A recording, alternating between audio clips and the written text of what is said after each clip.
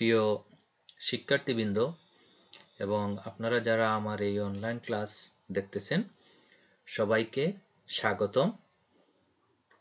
আমি মোহাম্মদ জামাল আলী, কম্পিউটার শিক্ষক, ঢাকা দক্ষিণ বালিকা উচ্চ বিদ্যালয় ও কলেজ, গোলাপগঞ্জ, সিলেট। শিক্ষার্থীবৃন্দ, আজকে আমি তোমাদের নবম ও দশম শ্রেণীর তথ্য ও যোগাযোগ প্রযুক্তি বিষয়ের প্রথম অধ্যায়ের একটি পাঠ নিয়ে আলোচনা করব। পাঠে যাওয়ার আগে এখানে কতগুলো ছবি আছে, সেগুলো তোমরা একটু মনোযোগ সহকারে দেখো এবং এ থেকে ধারণা করার চেষ্টা করো যে আমাদের আজকের পাঠের বিষয়বস্তু কি হতে পারে। এখানে আমরা দেখতে পাচ্ছি ডিজিটাল পাসপোর্টের ছবি, তারপর একটি ওয়েবসাইটে চিত্র, তারপর এখানে দেখতে পাচ্ছি যে ই বুটিং সিস্টেমে ভোট প্রদানের একটি চিত্র এবং আমাদের গণপ্রজাতন্ত্রী বাংলাদেশ সরকারের মাননীয় প্রধানমন্ত্রী একটি চিত্র। এ থেকে আমরা ধারণা করতে পারি যে আমাদের আজকের পাঠের বিষয়বস্তু হচ্ছে ই সার্ভিস ও বাংলাদেশ।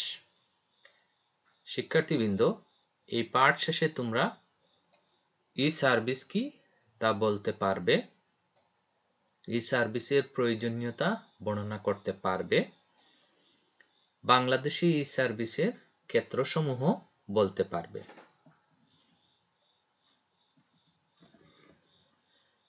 মানুষ বিভিন্ন যন্ত্র আবিষ্কার করে প্রকৃতির উপর নির্ভরশীলতা কমিয়েছে।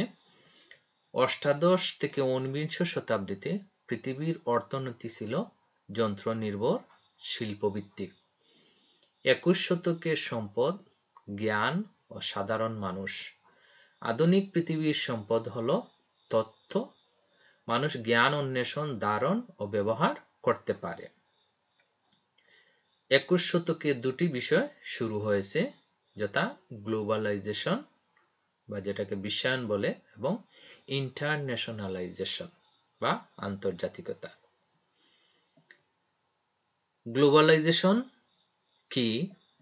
গ্লোবালাইজেশন হচ্ছে পরিবহন ও যোগাযোগ প্রযুক্তির উন্নয়নের ফলে, বিশেষ করে 1800 শতকের প্রথমার্ধে বাষ্পীয়ভূত ও টেলিগ্রাফের উন্নয়নের পর থেকে বিশ্বব্যাপী মানুষ বা কোম্পানিগুলোর মধ্যে ব্যাপক মাত্রায় মিথস্ক্রিয়া বৃদ্ধির যে প্রবণতা সৃষ্টি হয়েছে তাকে বিশ্বায়ন বলে।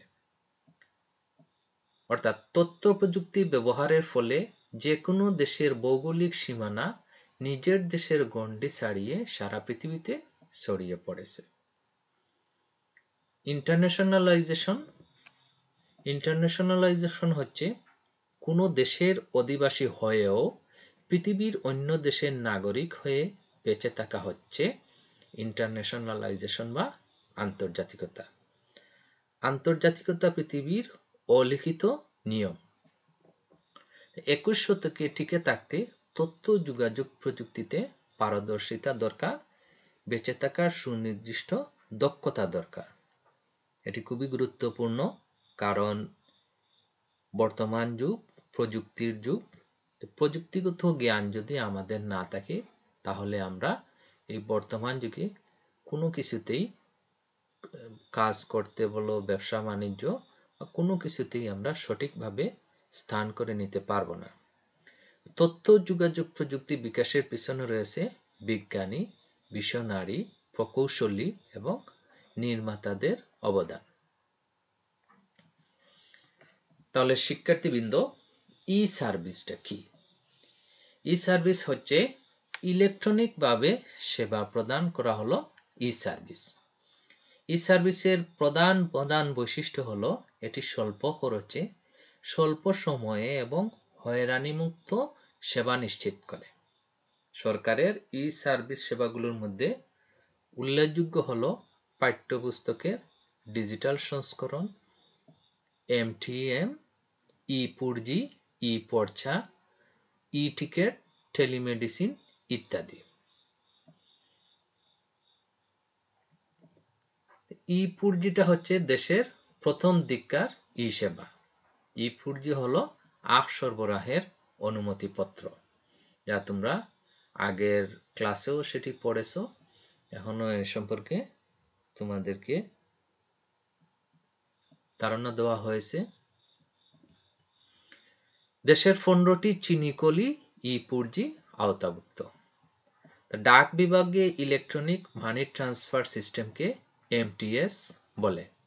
এমটিএস এ 1 মিনিটের মধ্যে 50,000 টাকা পর্যন্ত পাঠানো যায়।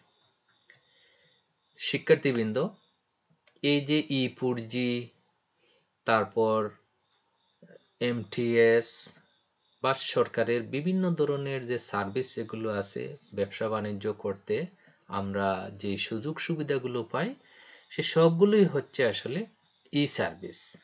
তো বাংলাদেশে ই সার্ভিসের আরো অনেক ধরনের ক্ষেত্র আছে, যেমন জমি জমার পর্চা যেগুলো আছে সেগুলো আমরা সরকারি দপ্তরে গেলে এখন অনলাইনের মাধ্যমেই পাই।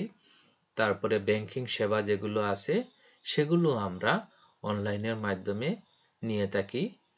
এবং আরো যে বিভিন্ন সেবা যেগুলো আছে, পাবলিক পরীক্ষার ফলাফল, তারপরে অনলাইনে বিভিন্ন চাকরির দরখাস্ত করা ইত্যাদি, বা কোনো বিষয়ে তথ্য জানা, বাংলাদেশ সরকারের তথ্য মন্ত্রণালয়ের অধীনে ওয়েবসাইটগুলো আছে, সেই ওয়েবসাইটে ঢুকে যে কোনো বিষয়ের আমরা স্থানীয়, রাষ্ট্রীয়, আন্তর্জাতিক বিভিন্ন ধরনের তথ্যগুলো দেখতে পাই। তো এই সবগুলোই হচ্ছে মূলত ই সার্ভিস।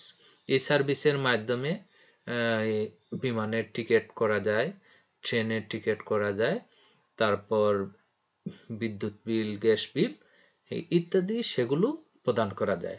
তো সবচেয়ে বড় কথা হচ্ছে যে মুহূর্তের মধ্যে আমরা যে লেনদেন যেগুলো করি অনলাইন সিস্টেম ব্যবহারের কারণে আমাদের সেটি খুবই সহজ হয়েছে এবং আমরা আমাদের প্রয়োজনীয় কাজটি মুহূর্তের মধ্যে করে নিতে পারি।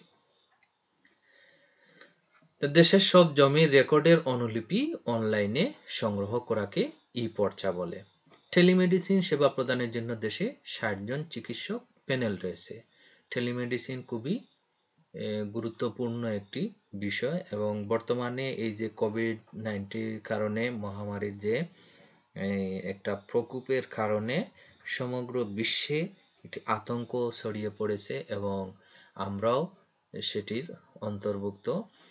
দীর্ঘদিন থেকে তোমাদের স্কুলে যাওয়াটা বন্ধ আছে, কিন্তু তারপরেও আমরা সরকারের ই সার্ভিসের মাধ্যমে চিকিৎসা সেবাটা পেয়ে যাচ্ছি এবং টেকনোলজি ব্যবহার করে আমরা আমাদের শ্রেণী কার্যক্রম অব্যাহত রেখেছি, যা তোমরা এই মুহূর্তে সেটি দেখতেছো।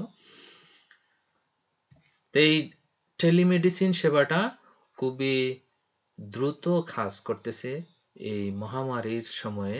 শুধু এটা বাংলাদেশে না, সমগ্র বিশ্বের মধ্যে, কারণ আমরা ঘরে থেকেও সশরীরে উপস্থিত না হয়েও ভিডিও কনফারেন্সিং এর মাধ্যমে, ভিডিও কলের মাধ্যমে সরকারের বিভিন্ন এজেন্সির কাছ থেকে, স্বাস্থ্য এজেন্সি যেগুলো আছে সেগুলো থেকে আমরা দ্রুত সেবাটা পেয়ে যাচ্ছি। এতে করে আমাদের স্বাস্থ্য সেবার মান উন্নত হচ্ছে এবং আমরা যারা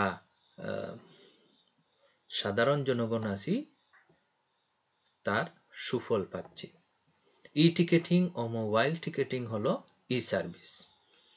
ই টিকেটিং আমি আগে বলেছি যে বিমানের টিকিট, তারপরে ট্রেনের টিকিট, বাসের টিকিটও করা যায়, যদিও আমাদের দেশে বাসগুলো অনলাইন না।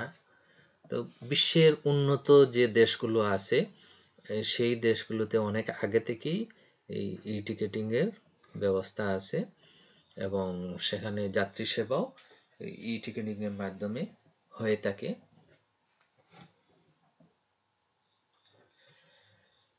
শিক্ষার্থীবৃন্দ, আশা করি তোমরা এই পাঠটি মনোযোগ সহকারে দেখে থাকবে এবং তোমাদের শিক্ষণ কার্যক্রম যেটি পাঠ্য বইয়ের আলোকেই তোমরা সেটি করে থাকবে।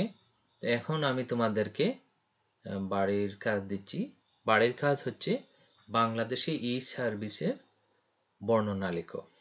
আমাদের বাংলাদেশে ই সার্ভিসের ক্ষেত্রগুলো কি কি সেগুলোর একটি বর্ণনা সুন্দরভাবে লিখে তোমরা এই প্রশ্নটি শিখে নেবে। পরিশেষে সবাইকে ধন্যবাদ জানিয়ে আজকের মতো এখানে বিদায় নিচ্ছি। আল্লাহ হাফিজ।